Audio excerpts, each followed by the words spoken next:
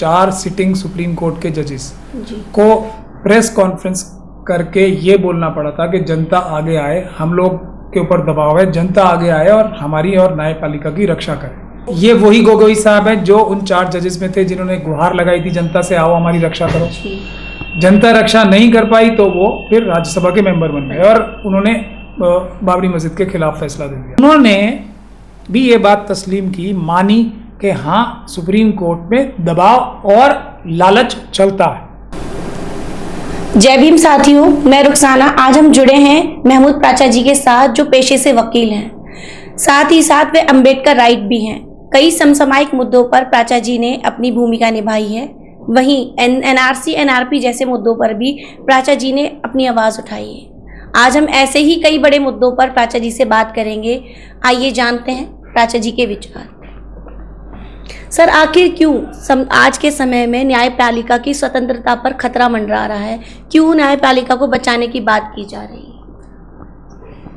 हालांकि ऐसा नहीं है कि न्यायपालिका पूरा अपना रोल जो उसका है, और न्यायपालिका का सबसे बड़ा रोल वो होता है किसी भी व्यवस्था में, और बाबा साहब डॉक्टर भीमराव अम्बेडकर की व्यवस्था में तो सबसे बड़ा रोल एक न्यायपालिका का ही है कि जो सबसे कमज़ोर लोग हैं उनकी हिफाजत के लिए न्यायपालिका काम करे, जो समाज का सबसे कमज़ोर वर्ग है। लेकिन आज़ादी के 70 सालों में उस रोल को निभाने में हमारी न्यायपालिका विफल रही है। लेकिन कुछ ना कुछ काम थोड़ा बहुत चल रहा था।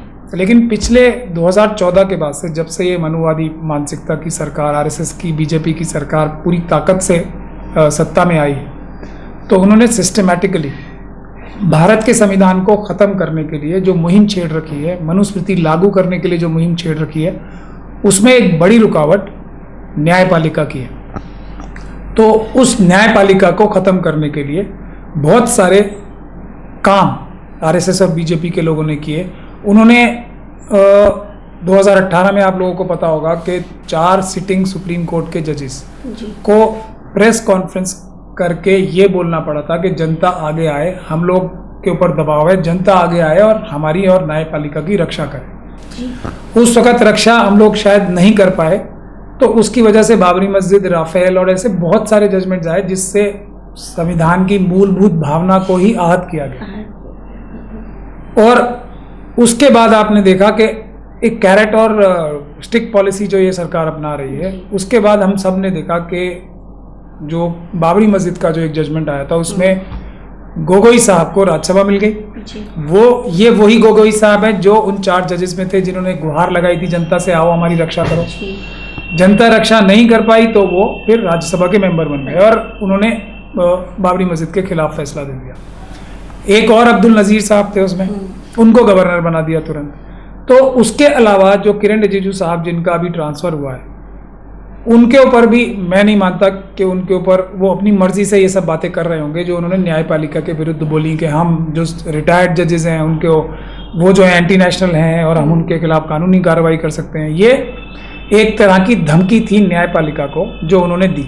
उसके अलावा भी चीफ जस्टिस जो पिछले 3-4 चीफ जस्टिस रहे हैं, वो इंडिया में और इंडिया से बाहर भी ये बातें कह चुके हैं कि न्यायपालिका के ऊपर दबाव है।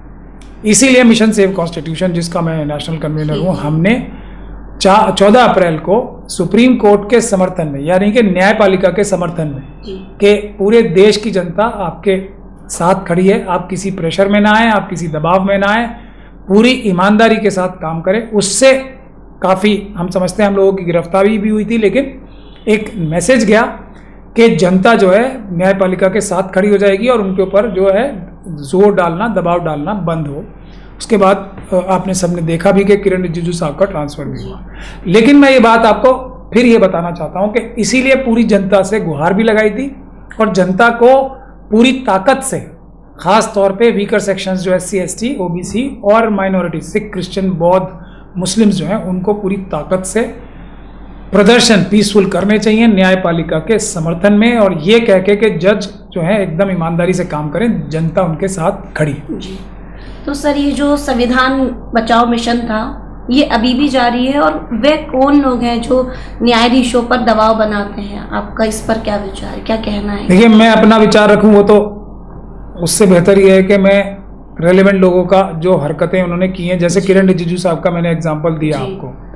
मैं गोगोई साहब का एक इंटरव्यू भी बताना चाहता हूं, जिस पे उन्होंने एक बहुत सीनियर वकील का नाम लेके ये बोला था टाइम्स नाउ पे इंटरव्यू में कि ये कुछ मुट्ठी भर लोग हैं जो सुप्रीम कोर्ट के जजेस को इन्फ्लुएंस करते हैं और ये बड़े बड़े पैसे लेके ये केसेस करते हैं। तो वो टाइम्स नाउ का इंटरव्यू है उनका गोगोई साहब का। तो गोगोई साहब की ज़बान में ही, और गोगोई साहब कौन थे?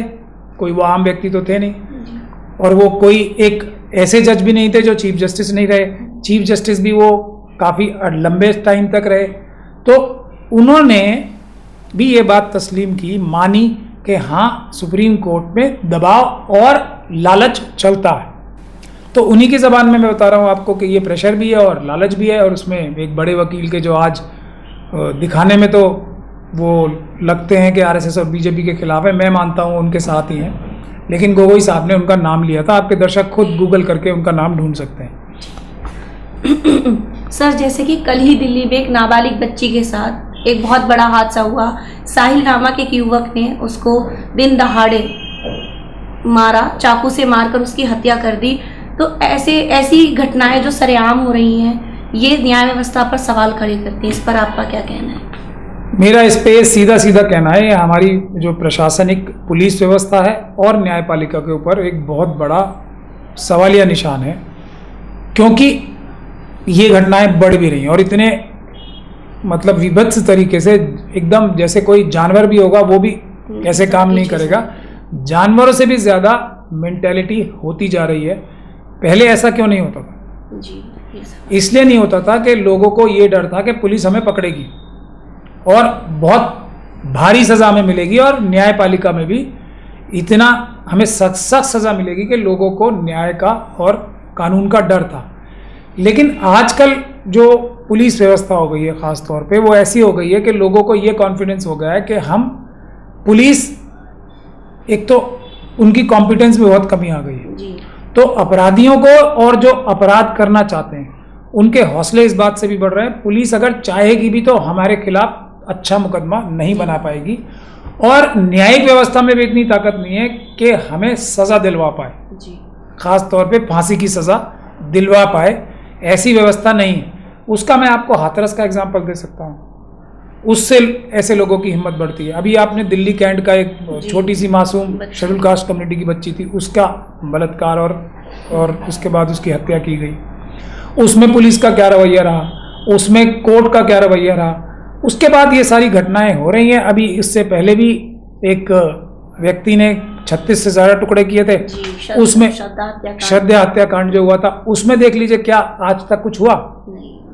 तो इससे और लोगों के हौसले खुल रहे हैं। पूरे देश में आप देख रहे हैं इस प्रकार से मार के टुकड़े टुकड़े महिलाओं के किए जा रहे हैं। उसका एक बड़ा एग्जाम्पल इसलिए कि श्रद्धा वाले केस में कुछ नहीं हुआ, हाथरस वाले केस में कुछ नहीं हुआ, दिल्ली कैंट के केस में कुछ नहीं हुआ, और अब इस केस में भी ये हिम्मत इस दरिंदे जैसे इंसान की इसलिए हुई कि इसको ये सब चीज़ें, आजकल तो सोशल मीडिया का दौर है ना, सब पढ़ते हैं कि कुछ नहीं होगा।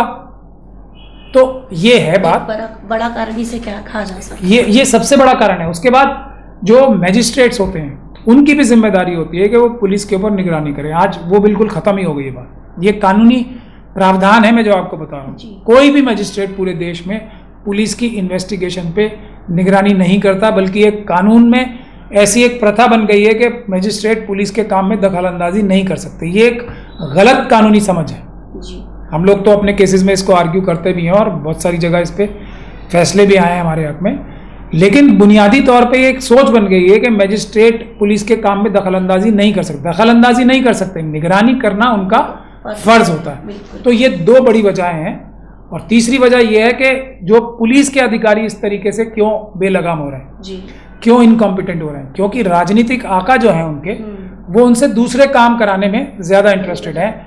एक ये हत्याएं होती भी हैं तो इससे राजनीतिक लाभ उठाने के लिए पॉलिटिकल पार्टीज आपस में भिड़ जाती हैं। खास तौर पे आरएसएस और मनुवादी मानसिकता की जो पार्टीज हैं वो इसको केस सॉल्व कराने में उनका कोई इंटरेस्ट नहीं है, एक्यूज्ड को सजा दिलवाने में उनका कोई इंटरेस्ट नहीं होगा।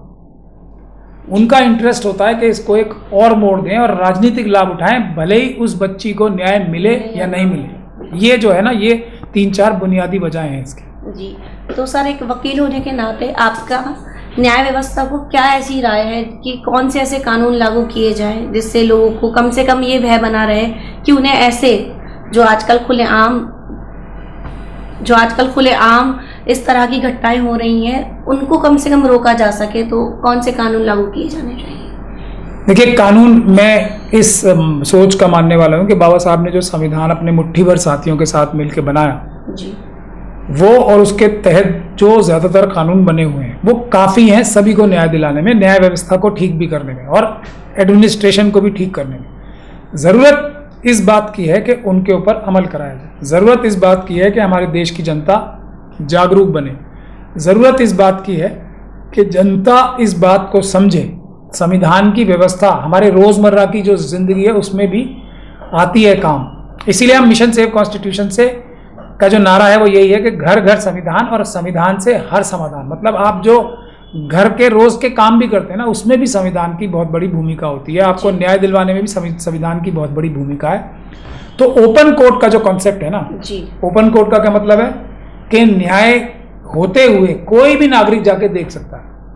अगर इन ट्रायल्स में जनता जाके जजिस के कारनामे देखेगी, जजिस किस तरीके से कार्रवाई कर रहे हैं वो देखना शुरू करेगी, तो जजिस भी अपना काम ज़्यादा मुस्तैदी से करेंगे, पुलिस भी अपना काम ज़्यादा मुस्तैदी से करेंगे। हमारी ये कमी है कि हम जाके ओपन कोर्ट की जो बेसिक कॉन्सेप्ट है उसका हम इस्तेमाल ही नहीं करते, जाके जनता देखती नहीं है। सिर्फ अखबार में जो रिपोर्टिंग हो रही है, और आजकल तो जो क्रिमिनल मीडिया है वो आरएसएस और मनुवादियों के साथ मिलके जो उनका पॉलिटिकल एजेंडा है उस पर काम करती है।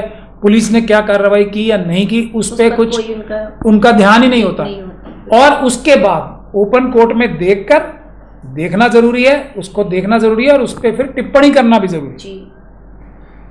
जो क्रिटिसिज्म है जजिस की जजमेंट्स का, वो भी एक महत्वपूर्ण हिस्सा है न्यायिक व्यवस्था को सुधारने का, पुलिस को सुधारने का। तो जनता को ना सिर्फ जाके देखना चाहिए बल्कि उसके बाद उस पर टिप्पणियां करनी चाहिए, आप जैसे ईमानदार जर्नलिस्ट के सामने जाके कि ये काम पुलिस ने नहीं सही किया। अखबारों में कुछ और छपा रहे हैं, अंदर जाके पता लगता है कि कोई इन्वेस्टिगेशन की नहीं, सिर्फ मुंह दिखाने के लिए इन्वेस्टिगेशन की। पुलिस वाले बाहर आके प्रेस में बढ़िया बढ़िया बाइट्स देते हैं कि हम ये कर देंगे वो कर देंगे और कागजों पे जीरो कार्रवाई करते हैं। तो कहीं ना कहीं जनता भी इसके लिए जिम्मेदार है कि वो अपने कर्तव्यों का निर्वहन नहीं कर रही है। जी, एक तो उन्हें समझ नहीं है कि कोर्ट की व्यवस्था को जाके उनको देखना चाहिए, ट्रायल्स को देखना चाहिए और उस पर टिप्पणी भी करनी चाहिए कि ये गलत काम हो रहा है, ये अच्छा काम हुआ है। जैसे संविधान निर्माता बाबा साहब अम्बेडकर को ही दिल्ली विश्वविद्यालय के जो वैकल्पिक पाठ्यक्रम है उससे हटाने की बात की जा रही है, जिसका विरोध दर्शन शास्त्र विभाग ने भी किया। तो ऐसे मतलब बाबा साहब जो एक इतिहास गढ़ चुके हैं, एक क्रांति को उन्होंने जन्म दिया है, तो ऐसे क्या मतलब इस तरह की चीज़ें हो रही हैं, इस पर क्या कहना चाहेंगे? देखिए, मैं तो ये कहता हूँ कि जिसने संविधान बनाया, जिसने देश को इंसाफ के रास्ते पे चलने का एक डायरेक्शन दिया, संविधान बना के सबको बराबरी का हक दिया, सबको न्याय का प्रावधान दिया, फादर ऑफ द नेशन तो वही है असली। जी बिल्कुल सही। नाम कोई किसी का लेता रहे कुछ भी, उससे मतलब नहीं है। असली real father of the nation तो बाबा साहब डॉक्टर भीमराव अम्बेडकर हैं। अब दो विचारधारा हैं देश में, एक मनुवाद और एक अम्बेडकरवाद। तो जो मनुवादी हैं उनको सबसे ज़्यादा डर और सबसे ज़्यादा खतरा और सबसे ज़्यादा नफरत जो है अम्बेडकरवाद से है। वो चाहे वो कुछ भी ड्रामा करें कि हम मुसलमानों से नफरत करते हैं या इनसे करते हैं, क्रिश्चियन से, सिख से या कुछ भी, उनको सबसे ज़्यादा नफरत, सबसे ज़्यादा खतरा, सबसे ज़्यादा डर जो है अम्बेडकरवाद से है कि जैसे जैसे अम्बेडकरवाद मजबूत होगा मनुवाद जो है अपने आप ही कमज़ोर होता जाएगा। इसीलिए डायरेक्टली या इनडायरेक्टली सब मनुवादियों का निशाना बाबा साहब डॉक्टर भीमराव अम्बेडकर है। लेकिन खुशी की बात यह है कि अब SC ST, अब OBC माइनॉरिटीज़ के सभी लोग बाबा साहब को अपना एक नेता मानते हैं, बाबा साहब को ही अपना नेता मान रहे हैं। जैसे जैसे ये बाबा साहब को सभी लोग नेता मानना शुरू करेंगे, मनुवाद अपने आप गायब हो जाएगा। और अब जिसकी अस्तित्व खतरे में हो अम्बेडकरवाद से, वो अपनी ताकत का, अपने छल का, कपट का, बेईमानी का क्या इस्तेमाल नहीं करेंगे। ये सब काम उसी के हैं। बाबा साहब को वो किसी भी तरीके से बाबा साहब का नाम खत्म करना चाहते हैं और बाबा साहब की आइडियोलॉजी खत्म करना चाहते हैं। जैसे बाबा साहब ने मनुस्मृति जला के संविधान लाया था, वो लोग संविधान जला के मनुस्मृति लाना चाहते हैं। तो सर जैसे ये ओबीसी आरक्षण का भी मुद्दा भी चर्चा में है कि ओबीसी आरक्षण मिलना चाहिए, और चुनावों में भी ये बड़ा मुद्दा बनकर आया था कि जातिगत जनगणना होनी चाहिए। तो इस पर क्या कहेंगे, आपकी आरक्षण मिलना चाहिए या इस पर विचार करके कुछ और कानूनों की व्यवस्था करनी चाहिए? आरक्षण जो नहीं देते, आरक्षण का जो विरोध करते हैं, वो इंटेलेक्चुअली, मॉरली और फिजिकली, व्यवहारिक तौर पे करप्ट हैं, चीट हैं, बेईमान हैं, चोर हैं, जो किसी भी तरीके से आरक्षण का विरोध करते हैं।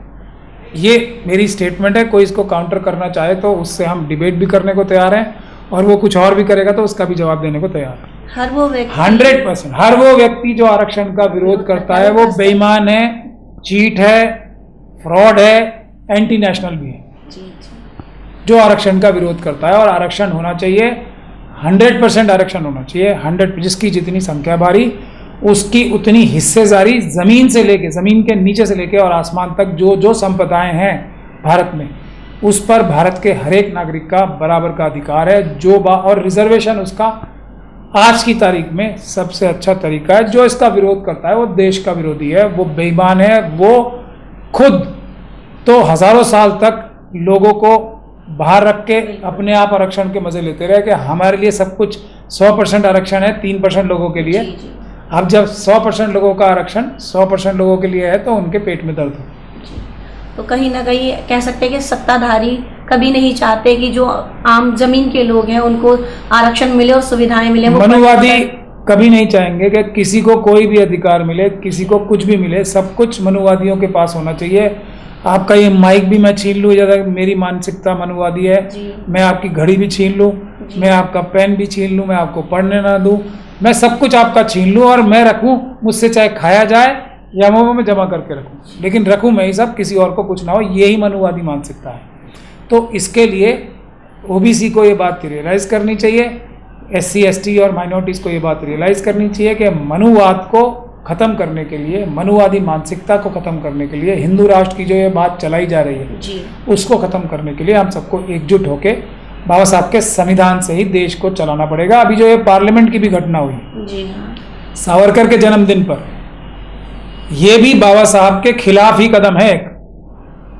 और इस संसद का नाम अंबेडकर भवन है, ये दुनिया सुन ले।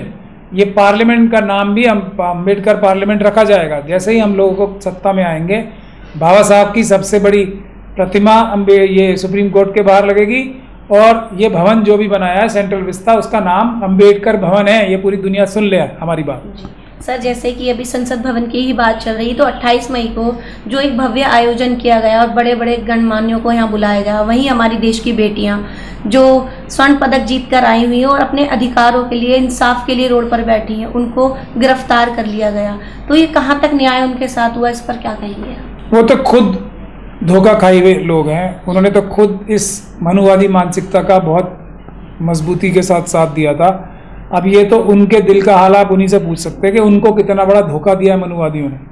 उनको प्रयोग भी कर लिया, और मगर जब भी बात इस बात की आएगी कि उनका जो इम्प्लीमेंट करने वाला काम है वो ढोल गंवार शूद्र पशु नारी ये सब ताड़न के अधिकारी, तो भले ही उनका इस्तेमाल किया हो बीजेपी ने बहुत, RSS ने बहुत अपनी पब्लिसिटी हासिल करने के लिए उनको बहका कर, लेकिन अब जब बुनियादी बात तो मनुवादी मानसिकता की यही है ना कि जो महिलाएं होती हैं वो होती इसीलिए कि उनकी पिटाई हो, उनको एक्सप्लॉइट किया जाए, और उसके बाद मनुवादी मानसिकता ये भी चाहती है कि वो आवाज़ ना उठाएं, बल्कि इसको वो अपना अधिकार समझें, वो उनको माने कि हमारे साथ जो ये अत्याचार हो रहा है ये तो हमारे साथ कोई हमारा अधिकार दिया जा रहा है जी, कोई नई बात नहीं, मतलब ये होना चाहिए। ये तो ये ढोल गंवार शूद्र पशु नारी ये सब ताड़न के अधिकारी, मतलब उनका अधिकार ही यही है कि वो पिटें।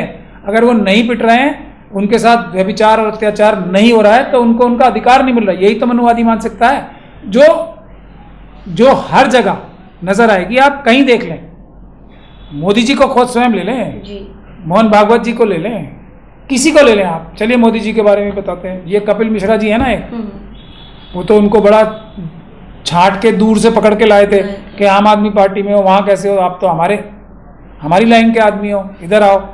तो कपिल मिश्रा जी ने क्या कहा मोदी जी और अमित शाह जी के बारे में?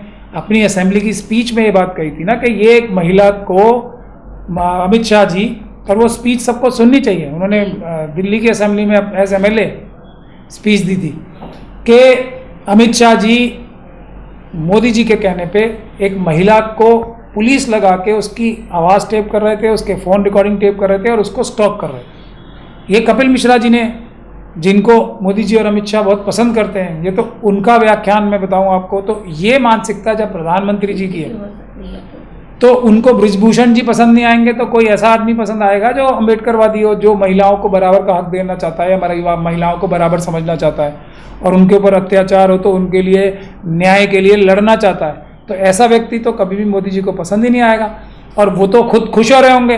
बृजभूषण जी की उन्होंने पार्लियामेंट में इन्विटेशन दे के पीठ थपथपाई होगी कि आप तो बढ़िया काम कर रहे हो, मैं बड़ा खुश हूँ उस काम से आपसे और मैं आपको प्रोटेक्ट करूँगा, आप तो मेरा ही काम कर रहे थे। तो ये है सच्चाई।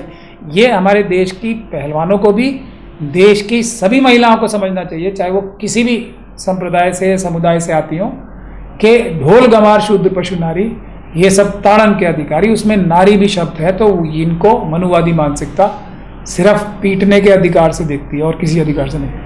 तो आजकल जो ये भाजपा सरकार है जो सत्ता में बनी हुई है, कहीं ना कहीं इनको अम्बेडकरवाद से पूरा खतरा बना हुआ है और आने वाले समय में हम ये मान लें कि बाबा साहब अम्बेडकर और उनकी विचारधारा पे चलने वाले लोग सत्ता में आएंगे और एक परिवर्तन की लहर आएगी और इंसाफ की बात करेंगे। बिल्कुल, और मनुवादी मानसिकता का देश से एकदम बाहर निकाला जाएगा।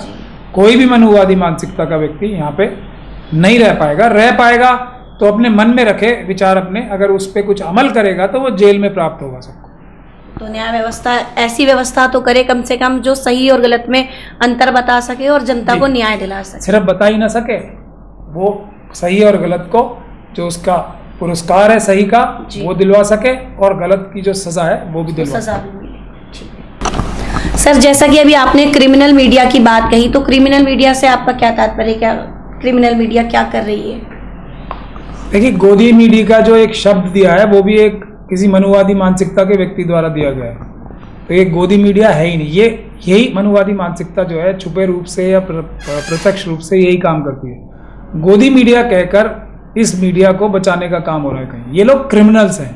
ये हिंदू राष्ट्र बनाने के लिए RSS और जो बजरंग दल, विश्व हिंदू परिषद, जो इस प्रकार के आतंकवादी संगठन हैं, उनका हिस्सा है।